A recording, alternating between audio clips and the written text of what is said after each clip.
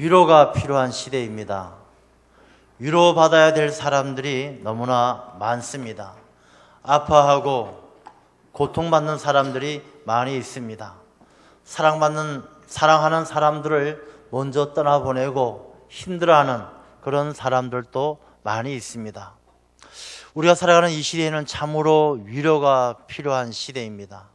우리가 지난 주간에는 세월호 일주기를 세월호 사고 일주기를 맞이했습니다. 1년 전에 우리가 얼마나 가슴 아파하고 눈물 흘리며 그렇게 안타까워했던 시간을 다시 한번 돌아보는 시간이었습니다. 세월호 일주기를 맞이해서 또 서울 시내에서 체류액을 쏘고 서로 데모하고 싸우고 그런 모습을 보면서 이 시대가 위로가 아닌 시대가 되어버렸구나, 그런 안타까운 마음도 듭니다. 이 사람의 마음에 와닿는 진정성 있는 위로, 회복하고 힘을 주는 그런 위로가 필요한 시대입니다. 오늘 말씀은 풀과 꽃은 시들지만 하나님의 말씀은 영원히 서리라 말씀하십니다. 우리가 힘내라, 괜찮다, 그런 입술로 하는 위로가 아니라 하나님께 받은 은혜로 성령 충만한 내 신앙의 고백으로 누군가를 위로할 수 있는 그런 우리들의 삶이 되어야 할 줄로 믿습니다. 위로받지 못하는 사람이 가장 불쌍한 사람입니다. 전도서 4장 1절은 그렇게 기록을 합니다. 오호라, 학대받는 자가 눈물을 흘리되 저희에게 위로자가 없도다. 위로받아야 할 사람이 위로받지 못하는 것만큼 가슴 아픈 일은 없습니다. 왜 우리가 살아가는 이 시대는 위로받아야 될 사람이 많습니까? 우리 사회가 너무나 급변하면서부터 우리가 소중하게 생각해야 될 것들을 점점 잃어버리고 있는 것입니다. 오늘 본문의 말씀처럼 이 풀과 그 풀의 꽃과 같이 세상의 것들을 즐거워합니다. 물질 문명을 기뻐하고 과학기술의 발달을 기뻐합니다. 새로 나온 스마트폰 하나 사기 위해서는 새벽부터 줄을 서는 것, 밤새도록 줄을 서는 것들 마다하지 않습니다. 이렇게 물질주의와 자기 자신의 편리함을 추구하다 보니까 정작 소중한 것들이 망가지고 있는 것이죠. 풀의 꽃과 이 풀들은 금방 시들어버려요. 우리가 물질을 좋아하고 과학기술의 발달로 문명을 좋아하지만 그것은 잠깐의 기쁨일 뿐입니다. 그것이 시들고 나면 그 뒤에 오는 그 추악함은 말할 수 없는 것이죠. 우리가 꽃은 아름답지만 그 꽃이 떨어질 때 얼마나 처참하고 또 지저분하게 그렇게 떨어집니까? 이 세상의 것은 다 그런 것이거든요. 우리에게 주는 물질 문명, 과학, 기술 발달, 이런 것들은 우리를 편리하게 해줄지 모르지만 그 뒤에 숨겨진 또 추한 모습이 있는 거예요. 어떤 모습이 있느냐? 사람들을 마음을 완악하게 만들어요. 자기밖에 모르는 이기적인 생각으로 살아가게 만드는 거예요. 요즘에 우리 주변에 많은 일들을 보십시오. 자기밖에 모르는 거예요. 남들을 배려하고 사랑하는 것, 그런 마음들이 점점 사라지는 거예요. 이기적이고 욕심을 내면서, 물질에 대한 욕심을 내면서 그런 개인주의적인 삶을 살아가면서 다른 사람들의 상처를, 아픔을 나 몰라라, 그렇게 살아가고 있다는 것입니다. 그러다 보니까 인간은 고독해지고 외로워집니다. 영적으로 공허해집니다. 사람에게 찾아오는 육신의 질병이나 마음의 질병들 이겨낼 수 있는 영적 면역력이 떨어지는 것입니다. 우리가 믿음으로, 담대함으로 이겨내야 되는데 내 자신이 이기적이고 극도의 스트레스를 통해서 내 영혼이 공허함을 느끼는 거예요. 그 풀과 꽃은 시들지만은 그 풀과 꽃이 시들고 나서 그 뒷자리가 우리의 삶을 힘들게 하는 거예요. 그래서 많은 사람들이 힘들고 지쳐가는 그런 시대가 되어버렸습니다. 그래서 오늘 본문의 말씀을 보면요, 위로하라, 너희 하나님이 이르시되 너희는 위로하라, 내 백성을 위로하라. 위로가 필요한 시대임을 우리에게 말씀을 해주고 있습니다. 여러분, 이 위로라는 것은요, 놀라운 힘이 있습니다. 빈센트 필이라는 목사님이 계십니다. 이 목사님은 아주 위대한 신학자요 설교가입니다. 근데 이분은 원래부터 목사님이 되려고 했던 것은 아니에요. 이분이 대학교를 졸업을 합니다. 대학교를 졸업하면서 이 졸업 파티를 열었어요. 선생님들을 모시고 은사 사은회를 겸해서 대학 파티를 열고 집으로 돌아갑니다. 돌아가는 길에 우연히 존 호프만 대학교 총장님과 함께 길을 가게 되었어요. 집으로 돌아가는 30분 동안 이 총장과 이 필 대학 졸업생은 많은 이야기를 나눕니다. 이야기를 나누다가 어느새 이 총장 사택에 도착을 하고 존 호프만 총장님은 들어가야 되는 거예요.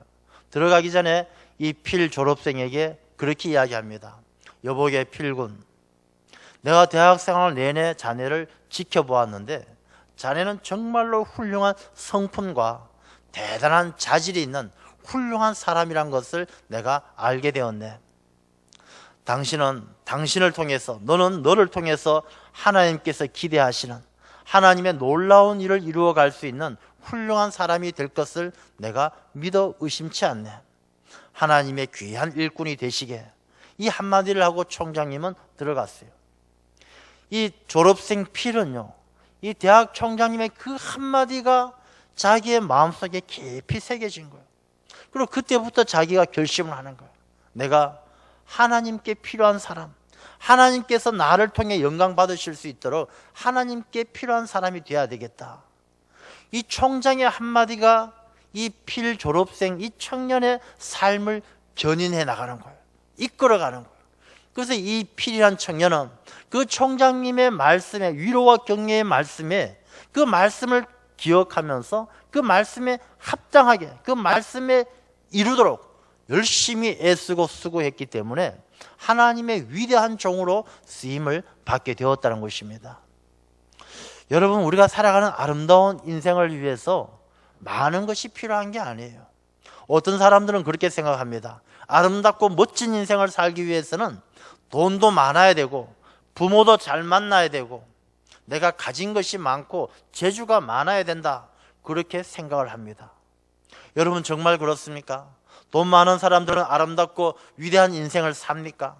우리 사회에 얼마나 많은 돈 많은 사람들, 공부 많이 한 사람들, 가진 거 많은 사람들 얼마나 많습니까? 그들의 삶이 아름답습니까?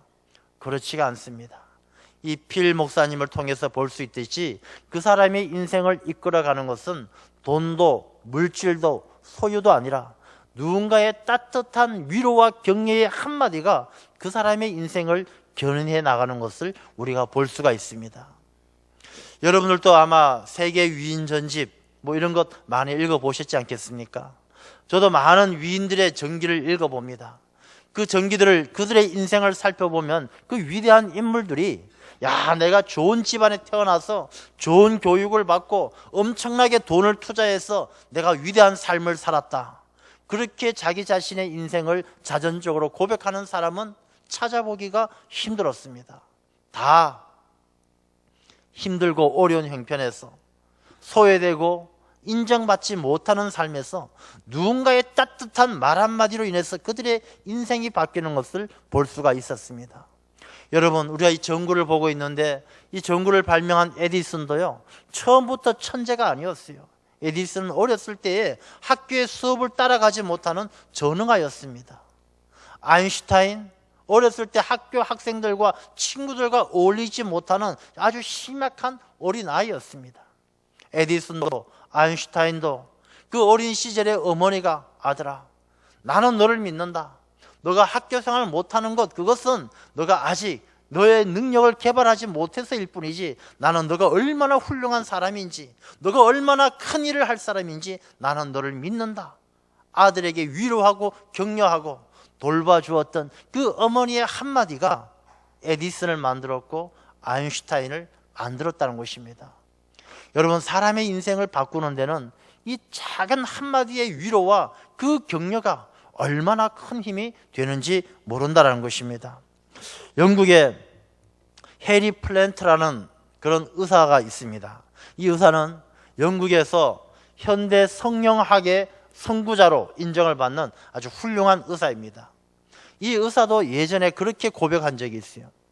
이 의사는 어렸을 때는 정말로 형편없는 아이였어요.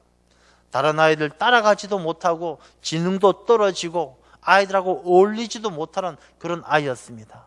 그때 이 아이에게 힘을 준 사람이 누구냐 하면 아버지였어요. 아버지가 아들에게 이야기합니다. 아들아, 너는 그 나약함을 이겨내고 밤하늘의 별과 같은 사람이 될 줄로 믿는다. 너는 지금의 나약함이 그 나약함 때문에 너는 별과 같은 스타가 될 것이다. 그렇게 격려를 했어요. 이 아이는 그 어렸을 때 그 말을 들으면서 내가 이 부족하고 내가 이 나약한 것은 내가 별과 같은 사람이 되기 위해서 극복해야 될 그런 나의 장애였구나. 그것을 깨달아 알고 그것만 극복하면 자기가 별과 같은 사람이 될 줄로 생각하고 열심히 노력했고 마침내는 그 영국의 의학계에서 스타와 같은 훌륭한 의사가 되었다는 것입니다. 그 아버지의 한마디가 자신의 인생을 바꾸어 놓으라고 그렇게 고백을 했습니다. 여러분, 위로하는 말 한마디, 격려하는 말 한마디가 인생을 바꾸고 사회를 바꾸고 역사를 바꾸는 것입니다. 여러분, 저 넓은 바다가 처음부터 큰 바다로 만들어지는 게 아니에요.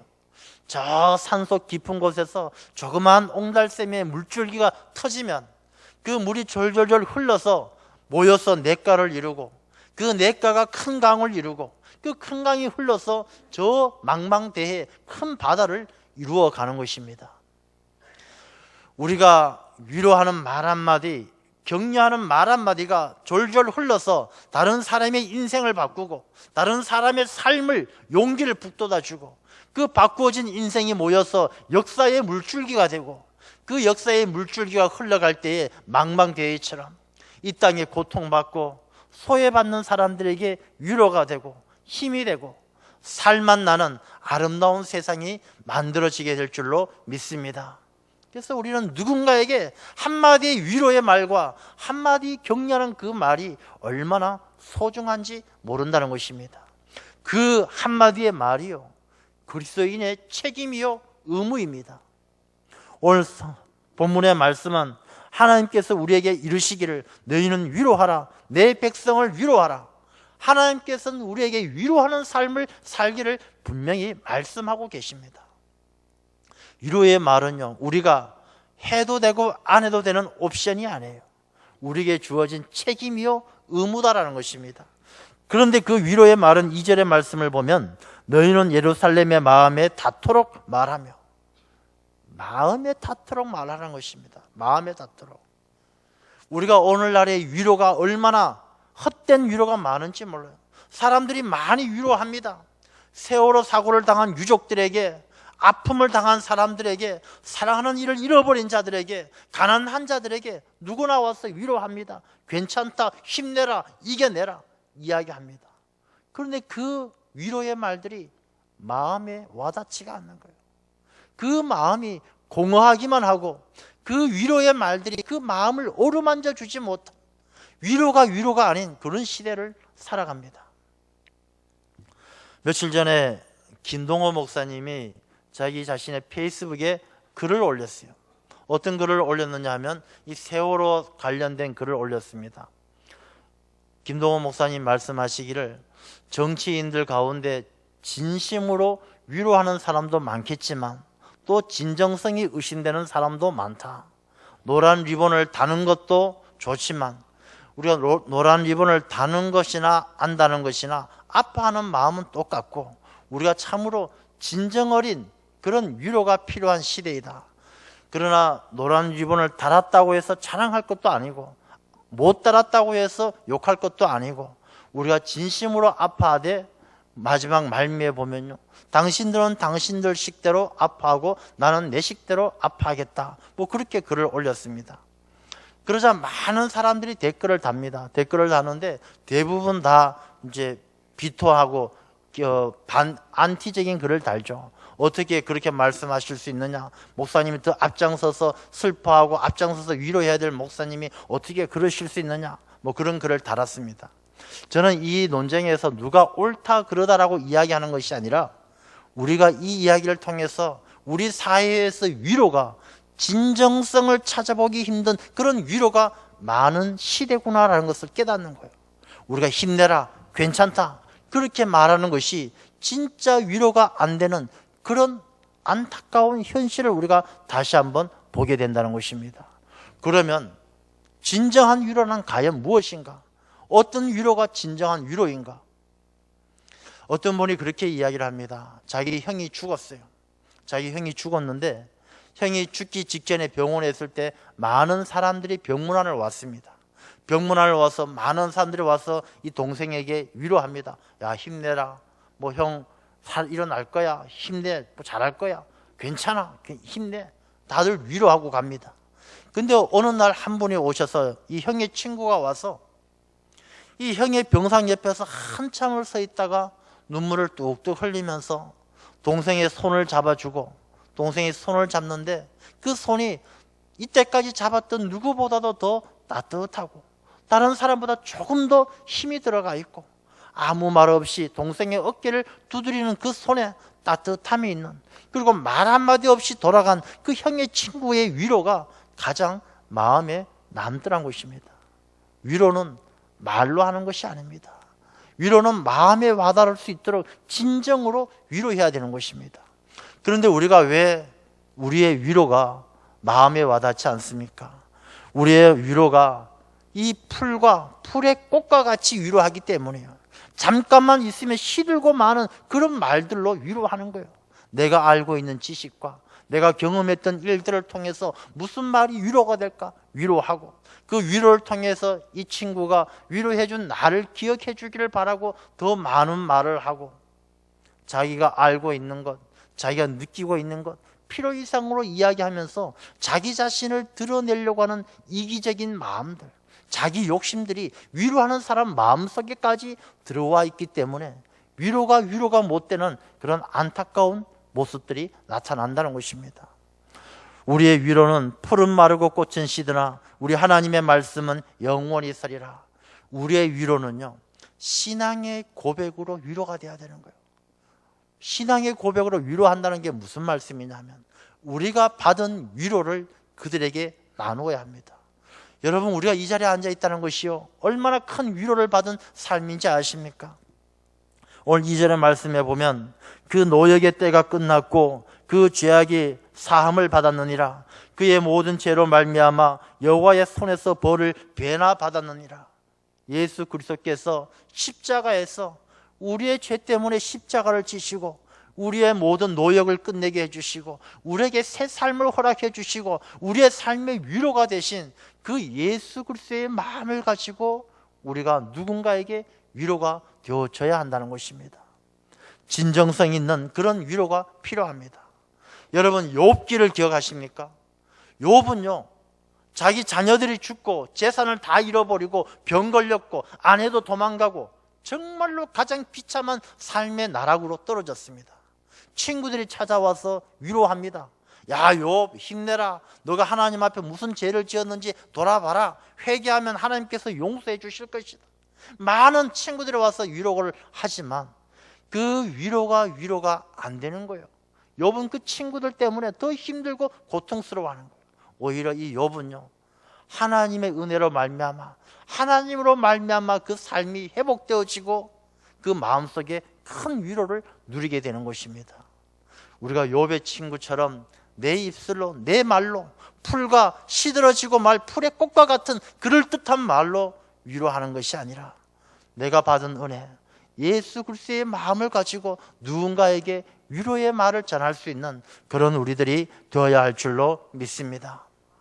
여러분, 이 위로의 말로요, 우리의 이 시대의 아픔을 극복할 수 있는 유일한 길입니다. 오늘 본문의 말씀은 외치는 자의 소리여 이르되 너희는 광야에서 여호와의 길을 예비하라. 사막에서 우리 하나님의 대로를 평탄하게 하라. 골짜기마다 도두어지며 산마다 언덕마다 낮아지며 고르지 아니한 곳이 평탄하게 되며 험한 곳이 평지가 될 것이요.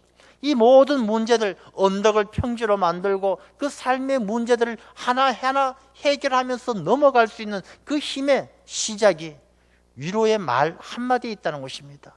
위로하게 되면요, 이 위로의 말들이 모여서 강물이 되고, 그 강물이 바다가 되면 모든 것을 평탄하게 하는 거예요. 서로가 서로에게 위로가 되고 힘이 되고, 그런 사회, 살만하는 세상을 만들어 가야 될 책임이 우리 그리스도인들에게 있다는 것입니다. 우리가 위로하는 말 한마디는요, 누군가에게 용기를 줍니다.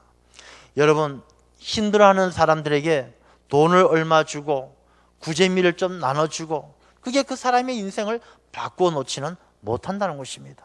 오히려 그것보다요, 위로의 말 한마디가, 그 마음에 새겨지는 말 한마디가 얼마나 놀라운 용기를 주는지 모릅니다. 미국에 벤 후퍼라는 주지사가 있습니다. 이 주지사는 태어났을 때에 그 동네에서 사생아였습니다. 아버지가 누군지 몰라요. 아버지가 누군지 모르는 그런 아주 어려운 입장에서 태어난 이 벤 후퍼는 동네에서 따돌림을 당하는 거예요. 동네 어머니 아버지들이, 얘들아, 자기 자녀들에게, 얘들아, 저 후퍼랑 놀지 마라. 저 후퍼는 아버지가 누군지도 모르는 사생아니까 같이 어울리다가 나쁜 길로 갈 수 있으니까 어울리지 마라. 이 후퍼는요, 늘 외톨이였어요. 근데 그 마을에 어느 날 교회 목사님이 새로 오셨어요. 이 목사님 오셨는데 목사님에 대한 소문이 좋게 난 거예요. 야, 그 목사님 만나서 말씀을 듣고 하면은 좀 용기도 생기고 힘도 생기고, 그 목사님 너무 좋더라. 이 어린 소년 후퍼는요, 늘 외롭고 고독했어요. 그래서 그 소문을 듣고, 아, 내가 교회 가서 목사님 말씀 한번 들어보자. 정말로 힘이 나는가? 말씀을 들어보니까 용기가 생겨요. 힘이 생기는 거예요. 그래서 후퍼는요, 목사님의 말씀을 열심히 듣고 목사님 말씀만 딱 끝나면 도망갔어요. 왜?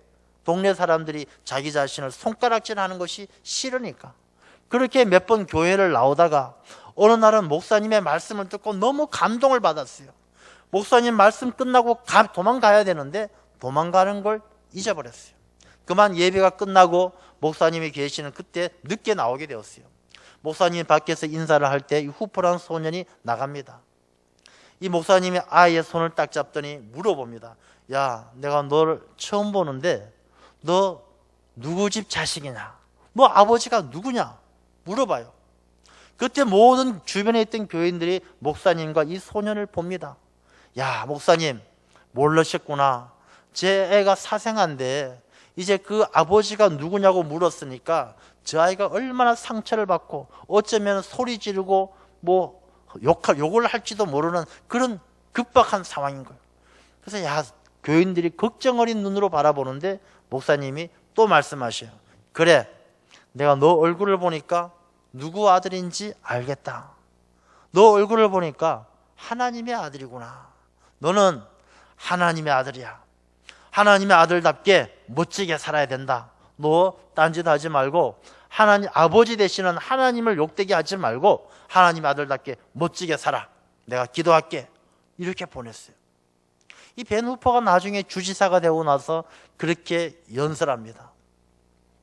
자기 자신은 그 어린 시절 목사님을 만나고 내가 하나님의 아들이라는 사실을 몰랐던 그 사실을 깨달았을 때에 내 인생은 다시 태어났습니다.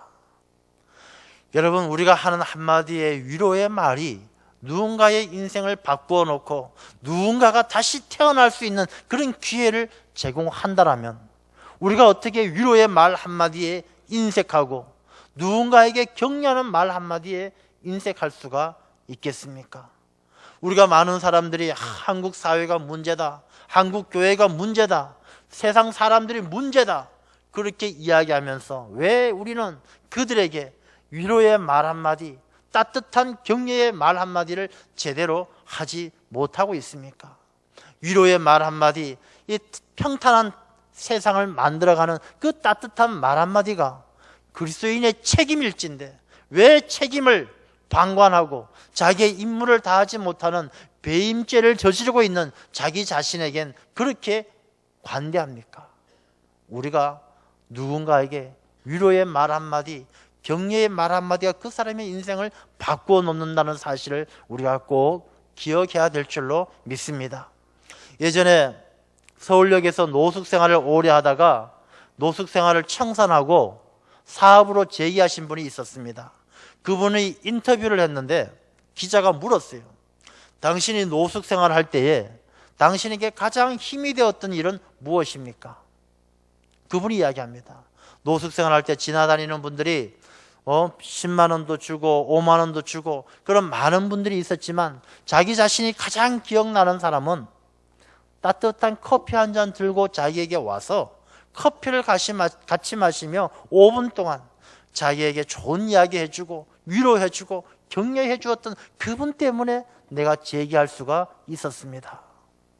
여러분, 다른 사람에게 힘을 주고 용기를 주는 게요, 내가 돈을 주고 쌀을 주고 먹을 것 주는 것이 아니라 내 입에서 진정성 있는 따뜻한 격려의 한마디, 위로의 한마디가 누군가의 삶을 바꾸어 놓을 수 있다는 것을 기억하시기를 바랍니다.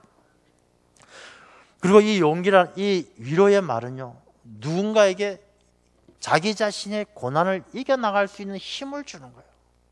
여러분, 얼마나 많은 사람들이 힘들어합니까? 아마 이 중에도요, 여러분들 힘들어하는 분들이 얼마나 많이 있습니까? 질병 때문에 고통받는 자들 있습니다. 가족들 때문에 마음 아파하는 자들이 있어요. 위로가 필요한 우리들입니다.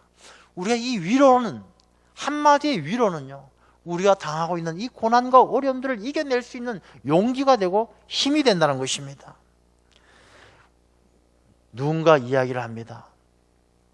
내가 힘들어하고 고통받을 때에 내 이웃에게 들은 그 말 한마디가 내 그 고난과 역경을 이겨낼 수 있는 힘이 되었다는 그런 고백들을 우리 주변에서 심심찮게 들을 수가 있습니다. 여러분, 우리 역시 그렇지 않습니까? 내가 힘들었을 때 누군가에게 위로의 말 한마디 들었을 때 그 위로가 여러분에게 얼마나 용기를 주고 힘이 되었던 것 다 잊어버렸습니까? 여러분, 그것을 기억한다면 이제는 누군가에게 힘과 용기를 줄 수 있는 위로의 말 해야 될 때가 아니겠습니까? 윌리엄 버클레이라는 신학자요 설교자는 그렇게 이야기를 합니다. 우리 그리스도인들에게 가장 최상의 책임과 의무는 누군가 위로하는 일입니다. 다른 사람에게 좌절하게 만들기는 쉬워요. 다른 사람 비판해서 낙심하게 만들기는 쉽습니다. 그러나 그들에게 힘과 용기를 줄 수 있는 그 위로의 말 한마디는 결코 쉽지 않습니다. 그러나 그리스도인은 반드시 그 책임과 의무를 다해야 합니다. 그렇게 이야기했습니다. 여러분, 우리가 누군가 위로하고 누군가 힘을 주는 격려의 말 한마디는 우리의 선택이 아니라 필수라는 것입니다. 그리스도인들이 반드시 해야 될 일이다라는 것입니다. 그런데 그 위로의 말은요, 결코 쉽지가 않습니다. 우리가 진정성 있는 위로를 하기 위해서는 내가 성령에 붙들린 사람이 돼야 돼요. 풀과 꽃은요, 금방 시들어버려요. 내가 머리를 짜내고 내가 가지고 있는 지식으로 누군가 위로의 말 해봐야 그 풀과 꽃은 금방 시들어버리고 영원히 변하지 않는 하나님의 말씀으로 성령 충만한 나의 신앙의 고백으로 누군가에게 위로가 돼야 되는 것입니다. 우리가 성경 말씀은요, 여러 가지로 비유를 해요. 첫 번째, 기름으로 비유합니다. 기름이란 것은 고대 사회에서는 약이에요, 약. 상처에다 기름을 바르면 이 상처가 아물고 회복이 빨리 되는 거예요.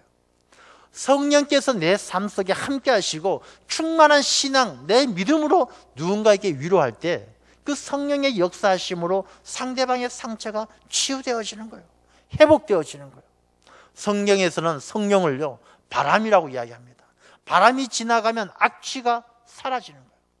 우리가 성령 충만한 믿음으로 누군가에게 위로할 때 그 사람의 마음속에 걱정, 근심이 사라지는 거예요. 성경 말씀은 성령께서 불이다라고 이야기합니다. 우리가 성령 충만한 마음으로 누군가에게 위로의 말을 할 때 그 위로가 그 사람에겐 뜨거운 불길과 같이 삶의 용지가 되고 고난과 역경을 이겨낼 수 있는 힘이 된다는 것입니다. 내가 성령 충만함으로 누군가에게 위로가 될 때 그 위로는 그 사람에게 힘이 되고 용기가 되어질 줄로 믿습니다. 여러분, 가까운 사람부터 위로해야 됩니다. 어떤 장로님이요, 사업을 하다 실패를 했습니다. 부도가 났습니다. 밤새도록 거리를 헤면서 괴로워하다가 새벽 3시쯤에 집에 들어갔습니다. 그때까지 부인 되시는 권사님은 자지도 않고 옷도 단정하게 입고 기다리고 있다가 돌아오는 장로님을 안아줍니다. 여보, 당신의 사업은 부도가 났을지 모르지만 당신의 인생은 부도가 나지 않았습니다. 당신의 재산은, 당신의 회사는 부도가 났을지 모르지만 당신 최고의 자산인 나와 우리의 자녀들은 여전히 건강하고 당신만을 사랑합니다. 지금 힘들고 괴로워하는 당신, 지금 당신이 있었기에 우리가 여기에 있는 것이고 우리는 지금의 당신을 가장 뜨겁게 사랑합니다. 그리고 장로님을 안아주셨다는 거예요. 장로님은 그 위로의 말 한마디 때문에 다시 용기를 얻고 힘을 얻어서 재기해서 성공할 수가 있었다라고 간증하는 것을 들었습니다. 여러분, 위로가 필요한 사람들이 멀리 있지 않습니다. 세월호 유가족들만 위로가 필요한 것이 아닙니다. 나의 아내, 나의 남편, 나의 자녀들이 위로가 필요합니다. 격려가 필요합니다. 우리가 우스갯소리로 요즘 남자들, 대한민국의 남자들 살기 힘들다고 그러잖아요. 뭐 부인 어디 나갈 때 어디 가냐고 물어보면 한 대 맞고 아침에 눈 뜨면 한 대 맞고 우스갯소리로 그런 이야기 하는 것처럼 힘들어합니다. 여러분, 남편들을 위로해 주십시오. 격려해 주십시오. 그러면 그 가정이 달라지는 거예요. 남편에게 위로 한마디 하면요, 내 삶이 행복해지는 거예요. 아내를 위로해 주면 남편 된 내 삶이 행복해지는 거예요. 작은 위로의 한마디가 강물이 되고 그 강물이 바다가 되는 것처럼 우리 그리스도인들의 위로의 한마디 한마디가 이 사회를 바꾸는, 고통과 아픔의 이 시대를 바꾸는 물줄기가 되어서 이 시대가 아름답고 살만하는 그런 세상으로 바뀌어지는 그 일에 우리 그리스도인들이 책임을 다해야 될 줄로 믿습니다. 기도하겠습니다.